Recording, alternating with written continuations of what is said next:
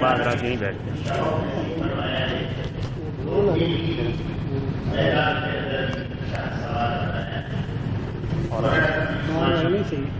یہ بھی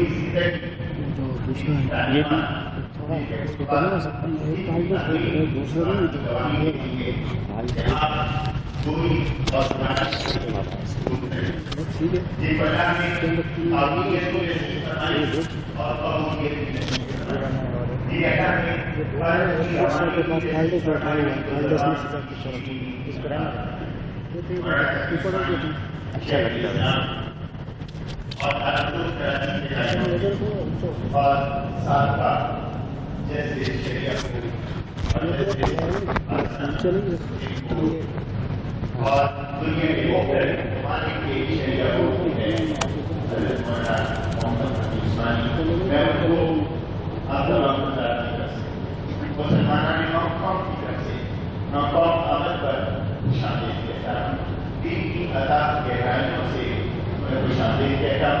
اور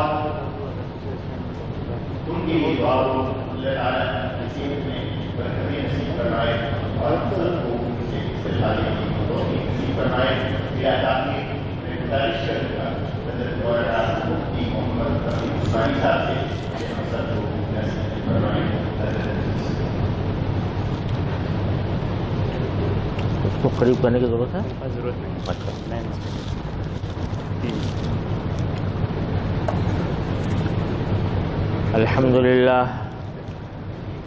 الحمد لله نحمده ونستعينه ونستغفره ونؤمن به ونتوكل عليه ونعوذ بالله من شرور أنفسنا ومن سيئات أعمالنا. من يهده الله فلا مضل له ومن يضلله فلا هادي له. وأشهد أن لا إله إلا الله وحده لا شريك له.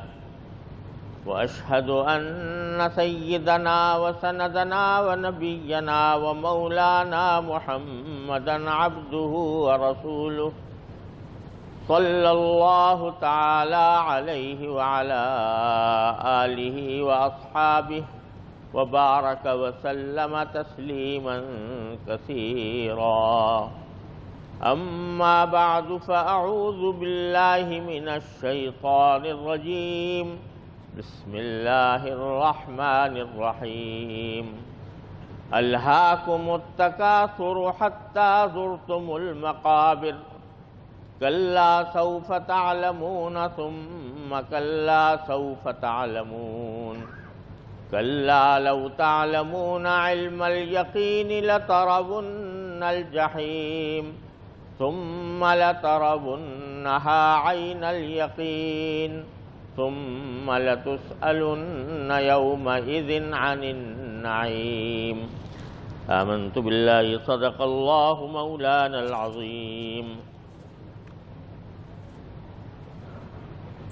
میرے محترم بزرگوں اور دوستوں، السلام علیکم ورحمۃ اللہ وبرکاتہ. میں نے ابھی آپ کے سامنے سورہ تکاثر کی تلاوت کی ہے. یہ وہ صورت ہے جو بکثرت نمازوں میں پڑھی جاتی ہے اور بکثرت مسلمانوں کو یاد بھی ہوتی ہے. اس صورت میں اللہ تبارک و تعالیٰ نے ہمیں آپ کو جو پیغام دیا ہے اسی کی آج کچھ تشریح کرنا مقصود ہے. پہلے میں صورت کا ترجمہ کرتا ہوں. اللہ تبارک و تعالیٰ نے اس صورت کریمہ میں فرمایا کہ الہاکم التکاثر. تمام انسانوں سے خطاب ہے اور خطاب یہ ہے کہ ایک دوسرے سے بڑھ چڑھ کر فائدہ، ایک دوسرے سے بڑھ چڑھ کر لذت اور راحت اور دولت حاصل کرنے کی فکر نے تم کو غافل بنا دیا ہے۔ یہ قرآن کریم فرما رہا ہے، اللہ تبارک و تعالیٰ ارشاد فرما رہے ہیں کہ اے انسانوں، تمہیں دن رات ایک دوسرے سے بڑھ چڑھ کر پیسہ کمانے، دولت حاصل کرنے، راحت حاصل کرنے، لذت حاصل کرنے کی فکر نے غافل بنا دیا، غفلت میں مبتلا کر دیا۔ حتیٰ زرتم المقابر، یہاں تک کہ اسی حالت میں تم قبرستان تک پہنچ جاتے ہو، زندگی غفلت میں گزار کر اور قبرستان تک پہنچ جاتے ہو۔ کلا، اللہ تعالیٰ فرماتے ہیں کہ ہرگز ایسا نہیں کرنا چاہیے، سوف تعلمون، ان قریب وہ وقت آنے والا ہے جب تمہیں پتہ چل جائے گا کہ یہ غفلت کی زندگی گزارنے سے تم نے اپنا کتنا نقصان کیا۔ ثم کلا، پھر دوبارہ باری تعالیٰ تاکید کے لیے فرماتے ہیں کہ پھر دوبارہ ہم کہتے ہیں کہ ہرگز تمہیں ایسا نہیں کرنا چاہیے، سوف تعلمون، ابھی ان قریب کچھ عرصہ بعد تمہیں پتہ لگ جائے گا کہ اس غفلت کا انجام کیا ہے۔ اور پھر فرمایا کہ لَتَرَوُنَّ الْجَحِيمَ، تم اپنی آنکھوں سے جہنم دیکھ لو گے۔ اور فرمایا کہ ثُمَّ لَتَرَوُنَّهَا عَيْنَ الْيَقِينِ، یقین کی آنکھ سے اس کو ضرور دیکھ لو گے۔ ثُمَّ لَتُسْأَلُنَّ يَوْمَئِذٍ عَنِ النَّعِيمِ، پھر تم سے پوچھا جائے گا ان نعمتوں کے بارے میں جو تمہیں دنیا میں عطا کی گئی تھی کہ تم نے ان نعمتوں کا کیا حق ادا کیا۔ یہ مختصر خلاصہ ہے ترجمے کا۔ اس میں اللہ تبارک و تعالی ہمیں جو متنبہ فرما رہے ہیں وہ اس بات پر فرما رہے ہیں کہ ذرا تم اپنا جائزہ لے کر دیکھو، صبح سے لے کر شام تک کی زندگی جس دوڑ دھوپ میں گزر رہی ہے اور جس کاوش میں تم لگے ہوئے ہو وہ کیا ہے؟ تکاثر، قرآن کریم نے اس کا نام رکھا ہے تکاثر، یعنی ایک دوسرے سے بڑھ چڑھ کر لینا۔ اور کس چیز کا لینا، اس کو قرآن کریم نے لفظ میں تصریح نہیں کی، مراد یہ کہ ہر آدمی اس فکر میں لگا ہوا ہے، اس لگن میں لگا ہوا ہے کہ دوسرے سے زیادہ دولت کما لوں، دوسرے سے زیادہ مزہ لے لوں، دوسرے سے زیادہ راحت حاصل کر لوں۔ اس فکر میں دن رات تمہارے گزر رہے ہیں اور اس فکر میں مبتلا ہونے کی وجہ سے تم غافل ہو گئے ہو۔ کہے سے غافل ہو گئے ہو؟ اس بات سے غافل ہو گئے ہو کہ دنیا میں کیوں آئے تھے، تمہارے دنیا میں آنے کا مقصد کیا تھا۔ تو اللہ تبارک و تعالیٰ فرما رہے ہیں کہ ذرا دیکھو کہ آنے کا مقصد تو تھا کچھ اور لگ گئے تم کسی اور کام میں۔ یہ بات بالکل واضح ہے کہ ہر انسان اس کو تسلیم کرتا ہے کہ جو بھی اس دنیا میں آتا ہے وہ کبھی ہمیشہ رہنے کے لیے نہیں آتا، کچھ عرصے رہتا ہے اور اس کے بعد دنیا سے چلا جاتا ہے۔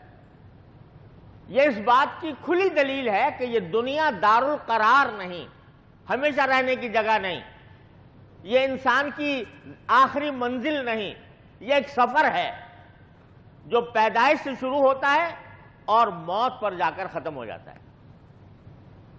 اگر یہ آخری منزل ہوتی، ہماری زندگی کا اصل مقصود یہ ہوتا تو پھر موت نہ آتی، پیدا ہونے کے بعد ہمیشہ زندہ رہتے۔ لیکن آ رہے ہیں اور جا رہے ہیں، آ رہے ہیں اور جا رہے ہیں، یہ آمد و رفت کا سلسلہ جب سے انسان پیدا ہوا اس وقت سے جاری ہے اور قیامت تک جاری رہے گا، جس سے پتہ چلتا ہے کہ یہ ہماری زندگی، یہ ہماری منزل مقصود نہیں ہے بلکہ یہ ایک سفر ہے۔ اور جب یہ معلوم ہوا کہ سفر ہے تو ہر سفر کا کوئی مقصد ہوتا ہے۔ کوئی آدمی سفر کرتا ہے، اپنے گھر سے نکلتا ہے تو کوئی بات اس کے ذہن میں ہوتی ہے کوئی مقصد ہوتا ہے جس کے لیے سفر کرتا ہے. کبھی تجارت مثلا کرنے کے لیے جا رہا ہے, کوئی سیر و سیاحت کرنے کے لیے جا رہا ہے, کوئی تعلیم حاصل کرنے کے لیے جا رہا ہے وغیرہ, بہت قسم کے مقاصد ہوتے ہیں. لیکن ایسا کوئی انسان نہیں ہے جو سفر پر روانہ ہو جائے اور اس کو یہ پتہ نہ ہو کہ میں کیوں جا رہا ہوں.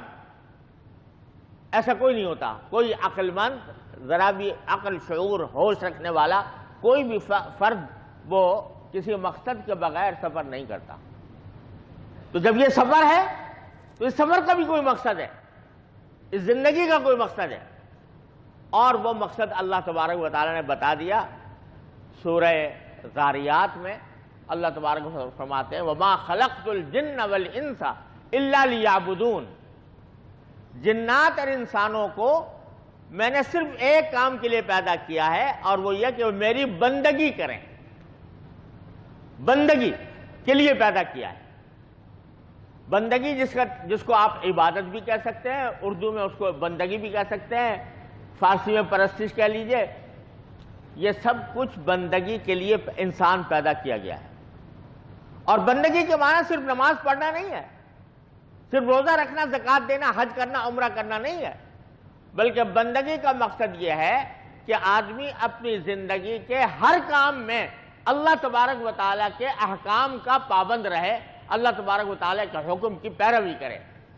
یہ ہے بنیادی مقصد انسان کا. تو جو ہم روزی کما رہے ہیں اس میں بھی اللہ تعالیٰ کا کوئی حکم ہے, اس کے مطابق کمانی ضروری ہے.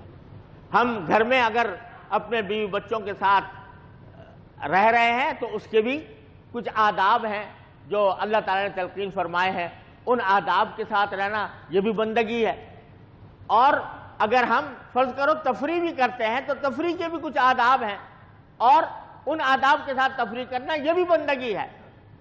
کھانا پینا, سونا, جاگنا, دوسروں کے ساتھ رہنا, ملاقات کرنا, یہ سب کچھ اگر اللہ تعالیٰ کے احکام کے مطابق ہو, اس کی خوشنودی کے تحت ہو, تو یہ سب عبادت ہے, یہ سب بندگی ہے. تو اللہ تعالیٰ یہ فرما رہے ہیں کہ میں نے تمہیں پیدا کیا تھا اس لیے تاکہ تم میری بندگی کرو, یعنی میرے احکام کے مطابق زندگی گزارو. لیکن ہم نے اس کام کے لیے اللہ تعالیٰ نے اجازت دے دی کہ بھائی کھاؤ بھی, پیو بھی, کماؤ بھی.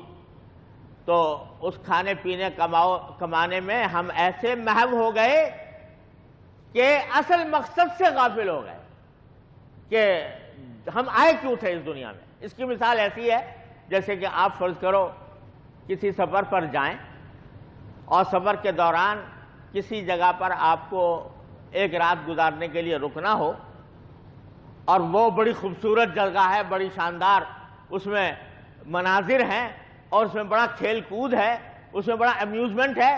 اس جگہ پر رک کر آپ نے کہا بھائی یہ تو یہی بس میرا مقصد ہے, اور پھر وہیں پر رہ پڑیں آپ اور آگے کے سفر کی تیاری چھوڑ دیں. تو جو بھی کوئی ایسا کرے گا وہ احمق ہوگا, بیوقوف ہوگا, کبھی عقل مند ایسا نہیں کر سکتا. تو اللہ تعالیٰ فرما رہے ہیں کہ تم نے یہی وتیرہ اختیار کر رکھا ہے, آئے تھے کسی اور کام کے لیے, جانا کہیں اور تھا, لیکن تم نے اس دنیا کے اندر اپنی زندگی جو ہے غفلت میں مبتلا کر دی ہے کہ دن رات بس اسی دنیا کی راحتوں, لذتوں, دولتوں اس میں مگن ہو کر بھول گئے ہو کہ اللہ تبارک و تعالیٰ نے تمہیں کیوں بھیجا تھا. الہاکم التکاثر, یہاں تک کہ فرمایا حتی زرتم المقابر, یہاں تک کہ اسی حالت میں قبرستان پہنچ جاتے ہو, اور جب قبرستان پہنچ جاؤ گے اور یہ آنکھیں بند ہوں گی اور دوسری آنکھیں کھلیں گی, ایک نیا عالم سامنے آئے گا, تو پتہ چل جائے گا کہ یہ غفلت کی زندگی کا نتیجہ کیا تھا. تم اپنی آنکھوں سے دیکھ لو گے کہ اللہ تبارک و تعالیٰ نے کس طرح جہنم اپنے نافرمان لوگوں کے لیے تیار کی ہوئی ہے. یہ ہے بات جو فرمائی گئی ہے. یہ غفلت جس میں ہم لوگ مبتلا رہتے ہیں اس کی طرف اللہ تعالیٰ نے آج متنبہ کر دیا کہ آئندہ اس کا انجام آنے والا ہے. آج سے تم تیار ہو جاؤ کہ اس غفلت کو دور کرو. اس غفلت کو دور کرنے کے لیے کیا کیا جائے؟ مسئلہ یہ ہے کہ جب آدمی دنیا میں رہتا ہے تو اس کی رنگینیاں ہیں, اس کی لذتیں ہیں, انسان کی خواہشات ہیں, اور یہ سب انسان کو ایک ٹریک کے اوپر لے جا رہی ہوتی ہیں، تو پھر کیسے آدمی اپنے آپ کو غفلت سے بچائے؟ کیا راستہ ہو جس سے کہ انسان اس غفلت سے بچے، دنیا میں رہے بھی، دنیا کمائے بھی اور دنیا کی لذتیں حاصل کرے بھی، لیکن غفلت کے ساتھ نہ کرے بلکہ اللہ تبارک و تعالیٰ کی اطاعت کے ساتھ کرے؟ اس کا کیا راستہ ہے؟ تو اس کا میں مختصر عرض کرتا ہوں، اللہ تبارک و تعالیٰ اس پر مجھے بھی، آپ کو بھی، سب کو عمل کرنے کی توفیق عطا فرمائے۔ وہ یہ ہے کہ ذرا سی اپنی سوچ کا رخ بدلنے کی ضرورت ہے۔ ہمیں اپنی سوچ کا رخ بدلنے کی ضرورت ہے۔ یہ دیکھیے، ہر انسان ہر وقت کچھ نہ کچھ سوچتا رہتا ہے۔ کوئی انسان ایسا نہیں ہے جس کے دماغ میں ہر وقت کوئی نہ کوئی خیال نہ آ رہا ہو۔ یہ تو ایک انسان کی فطرت ہے کہ ہر وقت کچھ نہ کچھ سوچتا ہے، لیکن اس وقت ہماری سوچ کا بہاؤ، اس کی رو یہ ہے کہ بھائی اب میں کماؤں گا کس طرح، کھاؤں گا کس طرح میں اپنا گھر بناؤں گا، کس طرح میں اپنے لیے گاڑی خریدوں گا، کس طرح میں اپنے لیے سواری کا انتظام کروں گا، کس طرح میرے بیوی بچوں کی لذتوں اور راحتوں کا انتظام ہوگا۔ دن رات اس سوچ میں ہم ڈوبے رہتے ہیں۔ اور لیکن ذرا ہم سب اپنے گریبان میں منہ ڈال کر دیکھیں، اپنا جائزہ لے کر دیکھیں، کبھی یہ خیال آتا ہے کہ بھئی اللہ تعالیٰ کے سامنے جانا ہے، دنیا سے جانا ہے، وہاں جب جائیں گے تو جنت کیسی ہوگی، جہنم کیسی ہوگی، اللہ تبارک و تعالیٰ کے سامنے حاضری ہوگی؟ اس قسم کا کوئی تصور عام طور سے نہیں آتا، الا ماشاء اللہ۔ تو سوچ کا رخ بدلنے کے لیے ضرورت اس بات کی ہے، میں دو باتیں عرض کرتا ہوں، اللہ تعالیٰ اس پر عمل کرنے کی توفیق عطا فرمائے تو انشاءاللہ یہ غفلت دور ہوگی۔ ایک بات یہ کہ ہر وقت انسان کے اوپر اللہ تعالیٰ کی نعمتوں کی بارش برس رہی ہے۔ ہر انسان، چھوٹا ہو، بڑا ہو، امیر ہو، غریب ہو، کیسا بھی انسان ہو، اس پر اللہ تعالیٰ کی نعمتوں کی بارش برس رہی ہے۔ اگر انسان سوچے مجھے اللہ تعالیٰ نے آنکھ دی ہے جسے میں دیکھتا ہوں، یہ کتنی بڑی عظیم نعمت ہے، اس کی قدر اس لیے نہیں ہوتی کہ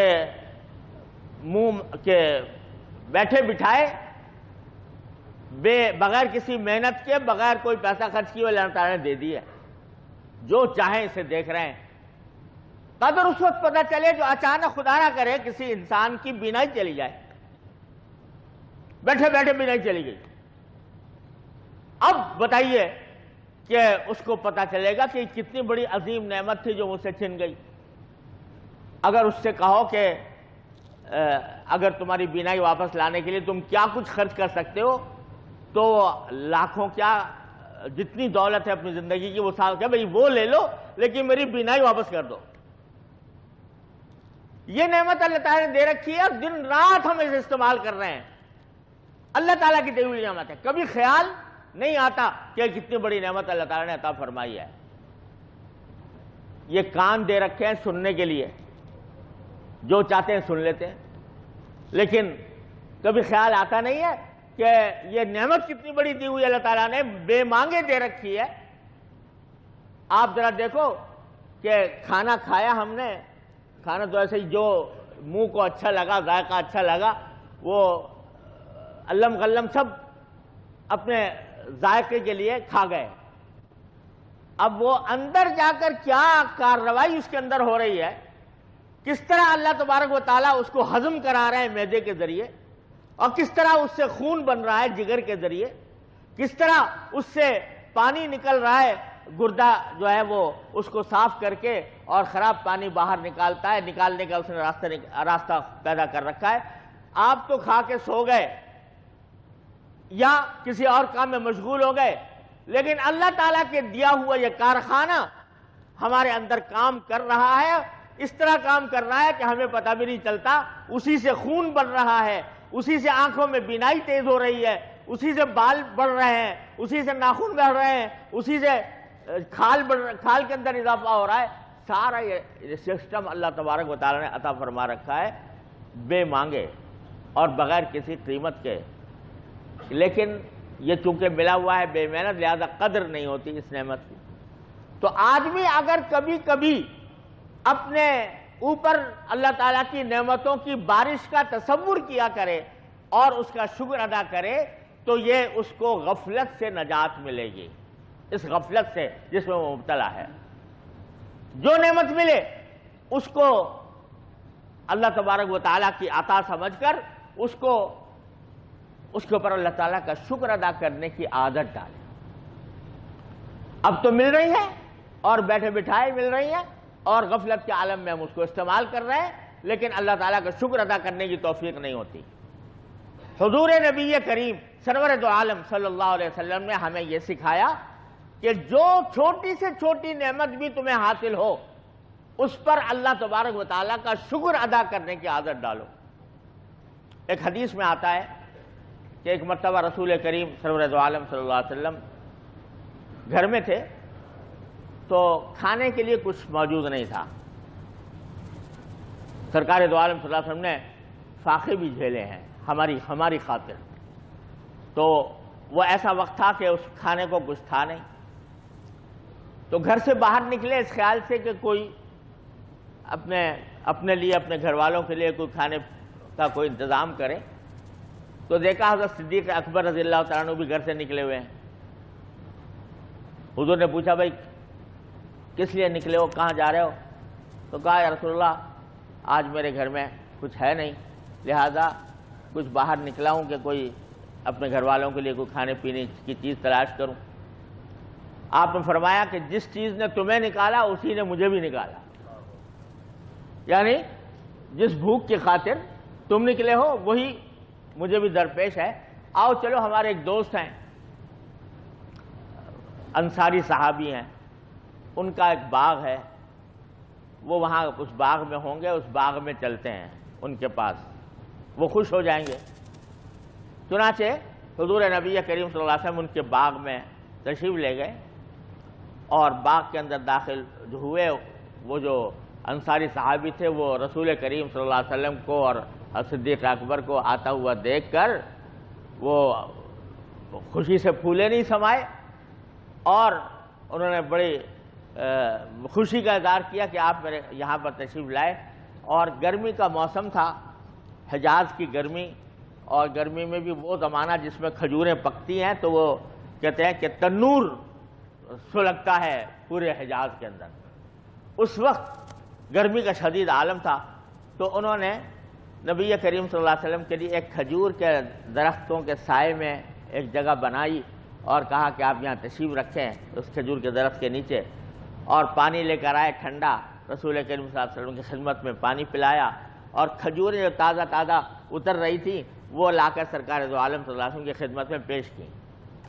آپ نے کھجوریں تناول فرمائی، پانی پیا، اور پھر سب سے خطاب کرتے ہوئے فرمایا کہ یہ بھی وہ نعمت ہے اللہ تعالیٰ کی کہ جس کے بارے میں قرآن نے سورہ تکاثر میں فرمایا لَتُسْأَلُنَّ يَوْمَئِذٍ عَنِ النَّعِيمِ، کہ اس دن تم سے نعمتوں کے بارے میں پوچھا جائے گا کہ میری نعمتوں کا کیا شکر ادا کیا، کیا حق ادا کیا۔ یہ بھی وہ نعمت ہے جو لہذا ہمیں اس کا شکر ادا کرنا چاہیے، اللہ تبارک و تعالیٰ کا کہ اس نعمت کا شکر گزار ہونا چاہیے۔ اب ذرا بتائیے کہ گرمی کا موسم ہے، سایہ بھی کوئی ایئر کنڈیشن نہیں چل رہا، وہ سایہ کھجور کے درخت کا سایہ، پانی بھی ٹھنڈا، ٹھنڈے سے مانا یہ وہ کولر میں یا فریج میں رکھا ہوا پانی تو نہیں تھا، لیکن قدرتی پانی تھا، اس میں جو کچھ بھی ٹھنڈ ہوگی وہ حضور اقدس صلی اللہ علیہ وسلم نے پیا۔ اور کھجوریں، کوئی بہت بڑا کھانا نہیں، کوئی لمبا چوڑا دسترخوان نہیں، کھجوریں تناول فرمائیں، اس پر بھی یاد دلا رہے ہیں صحابہ کرام کو کہ یہ بھی وہ نعمت ہے جس کے بارے میں تم سے سوال ہوگا۔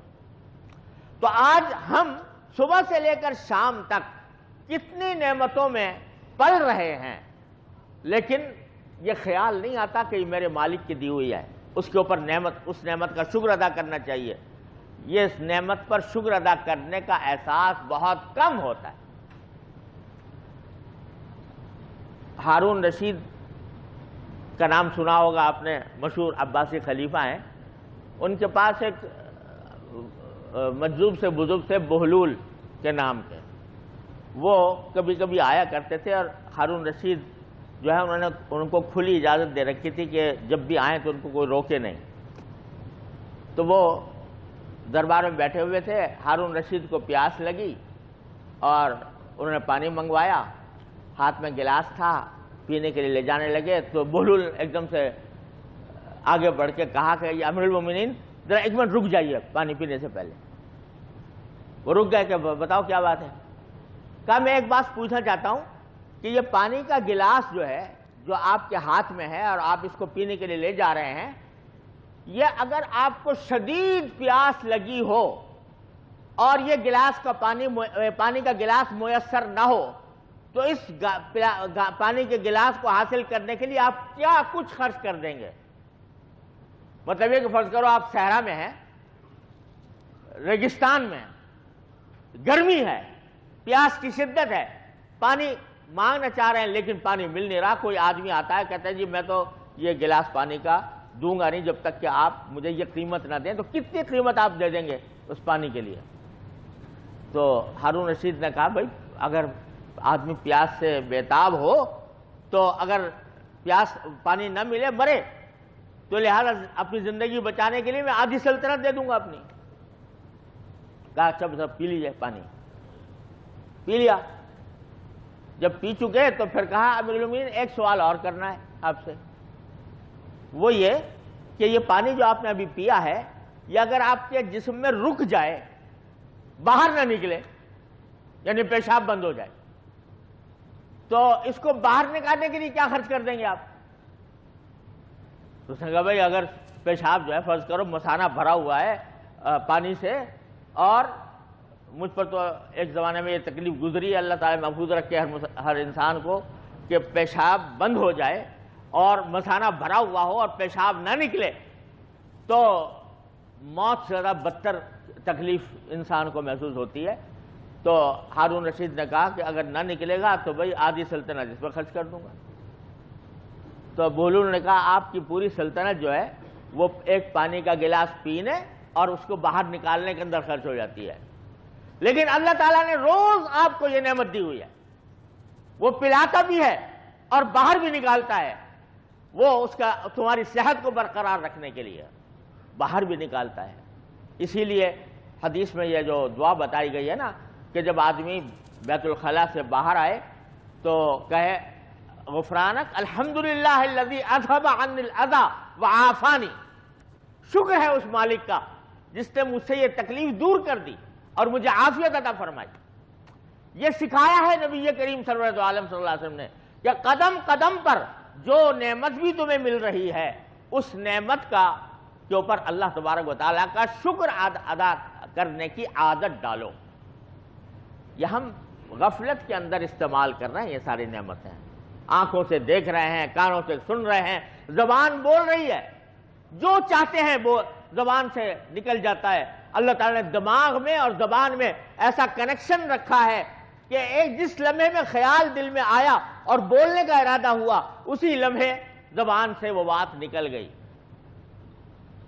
میں نے ایسے لوگ دیکھے ہیں کہ جو بیچارے زبان بھی موجود ہے اور سمجھدار بھی ہیں، لیکن زبان بھی کام کر رہی ہے، لیکن گلے کے اندر ایسی خرابی پیدا ہو گئی کہ آواز نہیں نکلتی، زبان حرکت دیتی ہے لیکن آواز نہیں نکلتی۔ تو میں نے ایسے لوگ دیکھے ہیں کہ ان کو ڈاکٹر جو ہیں وہ ایک آلہ ہوتا ہے وہ یہاں لگاتے ہیں گلے میں اور اس کے بعد بات کرتے ہیں۔ میں نے ایسے آدمیوں کی بےتابی کا منظر دیکھا ہے کہ وہ ایک دم سے کوئی بات کہنا چاہتے ہیں مگر پہلے ان کو آلہ تلاش کرنا پڑتا ہے، وہ آلہ لگا کے یہاں لگاتے ہیں، پھر وہ آواز نکلتی ہے، اور آواز بھی کچھ انسان جیسی نہیں، کچھ جانوروں جیسی آواز نکلتی ہے۔ اللہ بچائے۔ بچوں کے سامنے وہ بولتے ہیں تو بچے ہنس پڑتے ہیں، ایسی آواز نکلتی ہے۔ اگر آپ غور کرو کہ ہمیں اللہ تعالیٰ نے جو زبان دے رکھی ہے، جس طرح دے رکھی ہے، تو اس کا شکر ادا کرنا، اس کی عادت ڈالنا، جو چھوٹی سے چھوٹی نعمت ہمیں میسر آئے اس پر اللہ تبارک و تعالیٰ کا شکر ادا کرنا اور اس نعمت کو اللہ تعالیٰ کے حکم کے مطابق استعمال کرنا۔ اب یہ زبان ہے، اس کو استعمال کریں، بے شک اللہ نے اس لیے دی ہے، اس سے چاہیں آپ اپنے لیے عبادتوں کے ڈھیر، ثواب کے ڈھیر اکٹھے کر سکتے ہیں۔ ایک مرتبہ سبحان اللہ کہہ دینا، الحمدللہ کہہ دینا انسان کے میزان عمل کو بھر دیتا ہے۔ اور یہی زبان ہے، اس سے جھوٹ بولیں، اس سے کسی کی غیبت کریں، اس سے کسی کا دل دکھائیں، اس سے کوئی ایسی بات کہہ دیں جس سے فتنہ پیدا ہو جائے، افواہیں پھیلا دیں، یہ حرام کام ہے، اس زبان کا غلط استعمال ہے، اس کا حق ادا نہیں ہو رہا۔ تو اپنی طرف سے ہر جو نعمت بھی ہے اس کو ذرا سوچا کریں، اس کو سوچ ان فی خلق السماوات والارض واختلاف اللیل والنہار لآیات لأولی الالباب الذین یذکرون اللہ قیاما وقعودا وعلی جنوبہم ویتفکرون فی خلق السماوات والارض۔ اللہ تعالیٰ نے دعوت دی ہے کہ اے غافل انسان، اس آسمان و زمین کی اس کائنات پر کبھی سوچا کرو، یہ سورج کس نے دیا ہے، یہ چاند کس نے عطا کیا ہے، یہ دن کی روشنی میں روشنی کس کی عطا کی ہوئی ہے، رات کی تاریکی کس کی عطا کی ہوئی ہے، زبان کس کی عطا کی ہوئی ہے، دل کس کا دیا ہوا ہے۔ ان نعمتوں کو سوچو اور اس پر اللہ تعالیٰ کا شکر ادا کرو۔ میرے شیخ حضرت عارفی قدس اللہ تعالیٰ سرہ فرمایا کرتے تھے کہ عادت ڈالنے سے، مشق کرنے سے یہ چیز حاصل ہوتی ہے کہ جس وقت بھی آپ کو کوئی راحت ملے، کوئی لذت ملے، کوئی خوشی حاصل ہو، فوراً الحمدللہ کہنے کی عادت ڈالو۔ کہا گیا کہ بھئی پانی پیو تو پانی پی کر الحمدللہ کہو، تو حضرت فرماتے کہ اگر فرض کرو گرمی لگ رہی ہے، ہوا کا جھونکا چل گیا، الحمدللہ، اللہ تعالیٰ کا شکر، اللہم لک الحمد ولک الشکر۔ انسان کی صبح سے شام تک کی زندگی میں جو نعمتیں مجھے میسر ہیں، ان نعمتوں کو سوچ سوچ کر اللہ تبارک و تعالیٰ کا شکر ادا کرنے کی عادت ڈالیں۔ ایک بزرگ تھے، مجھے حضرت عارفی قدس اللہ علیہ وسلم نے بتایا، غالباً حضرت کے نانا، وہ فرماتے ہیں رات کو میں دیکھتا تھا کہ جب بستر پر جاتے تھے تو بستر پر بیٹھ کر کچھ عجیب دھن میں وہ مستقل 5-7 منٹ تک یہ کہتے اللہم لک الحمد ولک الشکر، اللہم لک الحمد ولک الشکر، اللہم لک الحمد ولک الشکر، اللہم لک الحمد، بار بار چند منٹ تک کرتے رہتے، پھر سوتے تھے۔ تو میں نے پوچھا کہ حضرت یہ آپ کیا کرتے ہیں؟ کہا کہ اصل میں سارا دن اللہ تعالیٰ کی نعمتوں میں بسر ہوتا ہے، لیکن بعض اوقات اس وقت میں دھیان نہیں رہتا اللہ تعالیٰ کا شکر ادا کرنے کا، تو رات کو سونے سے پہلے میں دن بھر میں جو اللہ تعالیٰ نے مجھے نعمتیں دی ہیں ان سب کا تصور کر کر کے شکر ادا کرتا ہوں۔ اللہم لک الحمد ولک الشکر، اللہم لک الحمد، اللہم لک الحمد۔ اور حضور اقدس صلی اللہ علیہ وسلم نے ایک دعا بھی تلقین فرما دی، جب صبح کو نماز پڑھے آدمی تو فرمایا ما اصبح بی من نعمت او باحد من خلقک فمنک وحدک فلک الحمد ولک الشکر۔ یا اللہ، آج کے دن میں جو نعمت مجھے یا کسی اور آپ کے بندے کو حاصل ہوگی وہ سب آپ کا فضل ہے، تو میں آج ہی سے پیشگی شکر ادا کرتا ہوں آپ، فلک الحمد ولک الشکر۔ یہ کریں، روز کریں، اور اگر عربی الفاظ میں نہیں اردو الفاظ میں، یا اللہ جو نعمتیں آنے والی ہیں میں اس پر آپ کا شکر ادا کرتا ہوں۔ رات کو سونے سے پہلے شکر کریں یا اللہ، اور دن بھر کی زندگی میں ذرا تھوڑا سا سوچ کا رخ اس طرف بدلیں کہ جو نعمت مل رہی ہے اس کا تصور کر کے کہ یہ کیسی نعمت ہے اللہ تبارک و تعالیٰ کی، تو اس کا شکر ادا کرنے کی عادت ڈالیں۔ ایک مرتبہ میں اپنے شیخ حضرت عارفی قدس اللہ تعالیٰ سرہ کے ساتھ ایک دعوت میں تھا، تو کھانا آ گیا، کسی نے دعوت کی ہوئی تھی محبت سے، تو حضرت نے فرمایا ذرا دیکھو اس وقت کتنی نعمتیں جمع ہیں اللہ تبارک و تعالیٰ کی۔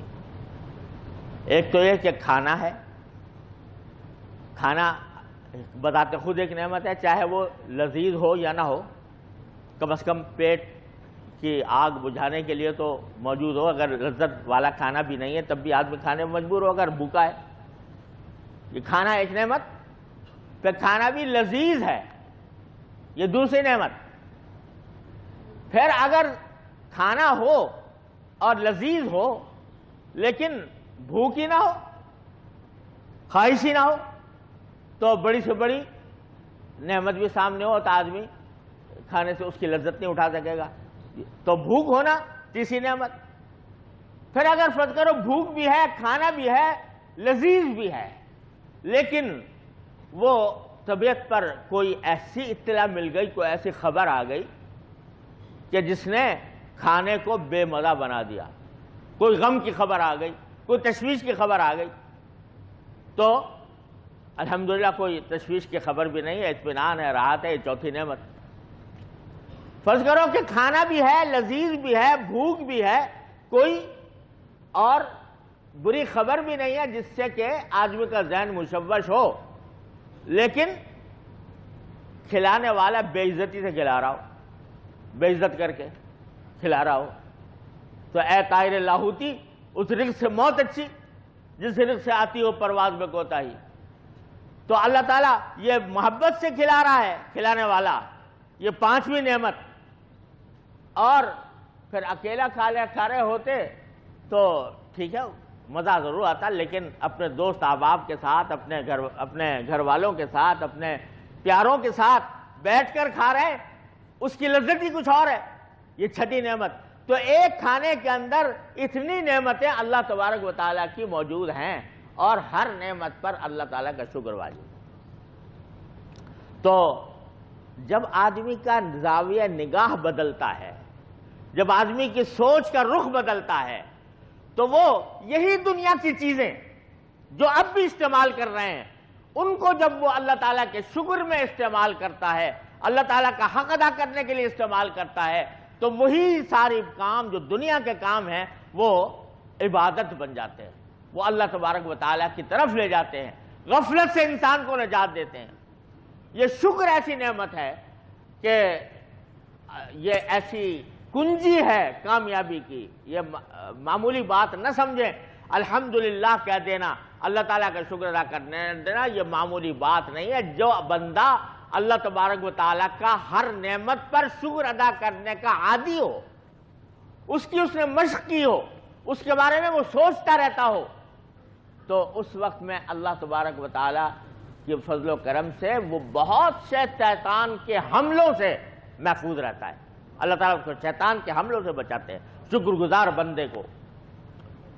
اس کے لیے حکیم الامت حضرت مولانا اشرف علی صاحب تھانوی رحمۃ اللہ علیہ نے فرمایا کہ شیطان جب اس کو اللہ تعالیٰ جنت سے نکال رہے تھے تو اس وقت میں اس نے بڑی ڈینگیں ماری تھی کہ میں ان انسانوں کو گمراہ کروں گا، ان کے دائیں سے آؤں گا، ان کے بائیں سے آؤں گا، ان کے آگے سے آؤں گا، ان کے پیچھے سے آؤں گا، ہر طرف سے حملے کروں گا ان کے اوپر. اور پھر آخر میں کہا تھا وَلَا تَجِدُ أَكْثَرَهُمْ شَاكِرِينَ، آپ ان میں سے اکثر لوگوں کو شکر گزار نہیں پائیں گے. شکر گزار نہیں پائیں، یعنی میرا حملہ یہ ہوگا کہ ان کو شکر سے غافل کر دوں گا. اس سے پتہ چلا کہ اگر بندہ شکر گزار ہو، اللہ تعالیٰ کی نعمتوں کو سوچ سوچ کر ان کا شکر ادا کرے، تو انشاءاللہ وہ شیطان کے حملوں سے محفوظ رہے گا. لہذا شکر گزار بندہ، اس کو تکبر نہیں ہوتا. شکر گزار بندے کو تکبر نہیں ہوگا. شکر گزار بندے کے اندر سرکشی نہیں ہوگی اللہ تبارک و تعالیٰ کے خلاف. لہذا یہ ایک نسخہ کیمیا ہے اللہ تبارک و تعالیٰ کا شکر ادا کرنے کی عادت ڈالنا، اپنے سوچ کی رخ کو، سوچ کے بہاؤ کو، جو نعمتیں انسان کو میسر ہیں ان کی طرف متوجہ کر کے کثرت سے چلتے پھرتے اٹھتے بیٹھتے اللہ تبارک و تعالیٰ کا شکر ادا کرنے کی عادت ڈالیں. زبان سے یا دل میں، مجمع ہے، زبان سے نہیں آپ کر سکتے ہیں، لیکن دل میں یا اللہ آپ کا شکر ہے، یا اللہ آپ کا شکر ہے، یہ کہتے جاؤ کہتے جاؤ.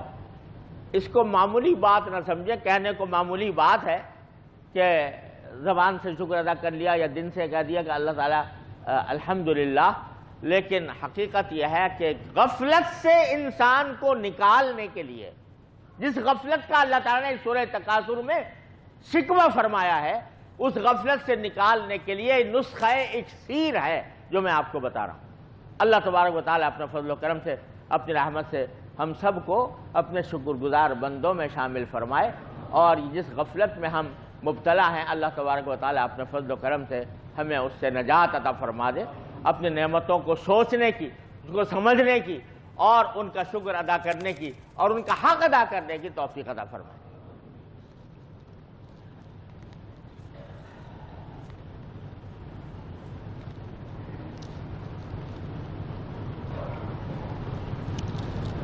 Dear brothers, I am requested to summarize the basic points of my Urdu talk that I have just given.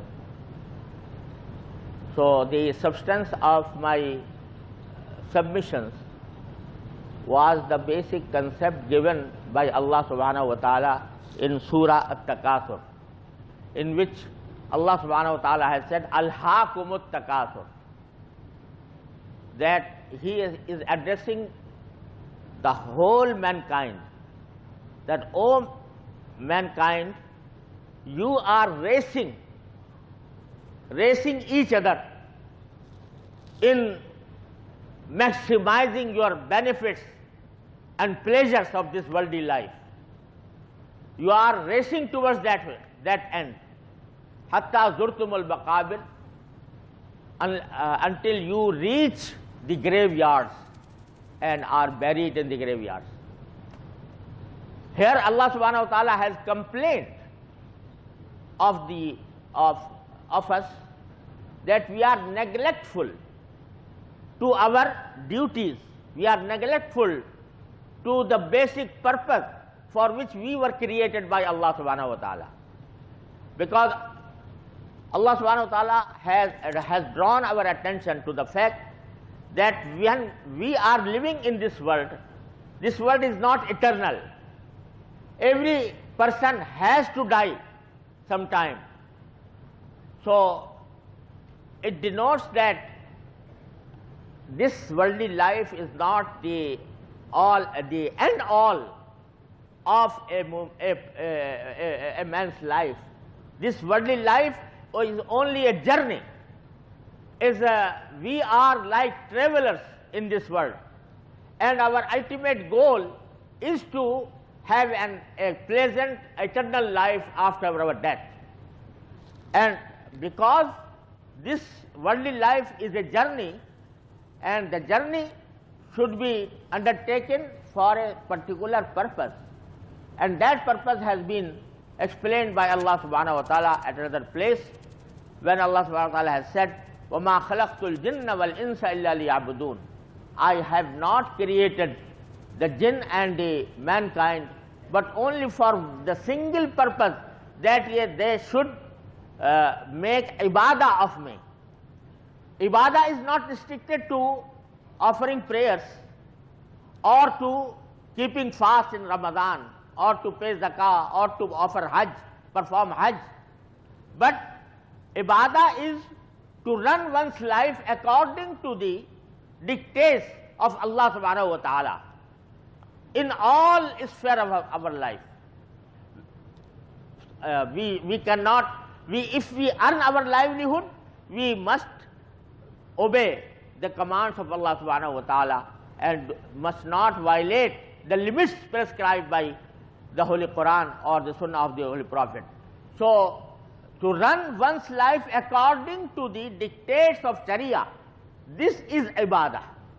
So the ibadah is not only to pray in the masjid, but also to be a good Muslim in one's worldly life, in his economic life, in his social life, in his living with his wife and children, etc. So Allah subhanahu wa ta'ala has created all of us for this single purpose. وَمَا خَلَقْتُ الْجِنَّ وَالْإِنسَ إِلَّا لِيَعْبُدُونَ.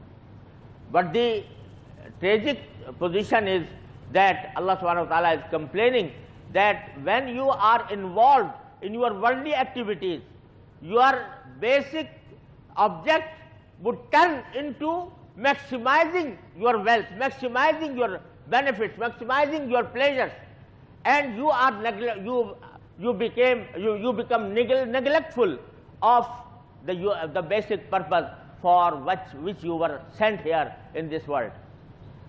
So I have suggested one thing that may keep us away from this neglectfulness, and which is to pay shukr to Allah subhanahu wa ta'ala, shukr of every blessing that Allah subhanahu wa ta'ala has given to us.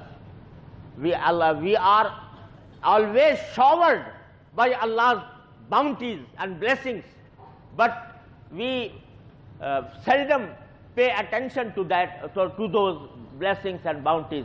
So we should pay shukr to Allah subhanahu wa ta'ala, to each ni'mah, to every single ni'mah or every single blessing given to us by Allah subhanahu wa ta'ala, by offering shukr and saying Alhamdulillah. So when we are in the beginning of our day, Rasulullah sallallahu alaihi wasallam has educated us that we should say to Allah subhanahu wa ta'ala, Allahumma ma asbaha bi min ni'matin aw bi ahadin min khalqika faminka wahdaka la sharika lak falakal hamdu wa lakal shukr. That Allah, whatever blessing is given to me or to any other person is only from you, and therefore we offer shukr to you. Whatever blessings we will get throughout the day, we are offering the shukr on that blessing in advance to you. And when you go to sleep at night, just imagine what kind of mercies Allah subhanahu wa ta'ala, what kind of blessings Allah subhanahu wa ta'ala has bestowed upon you. So, and offer the shukr at that point of time that whatever blessing is given, O Allah, by you to me in this day, I am offering shukr to it.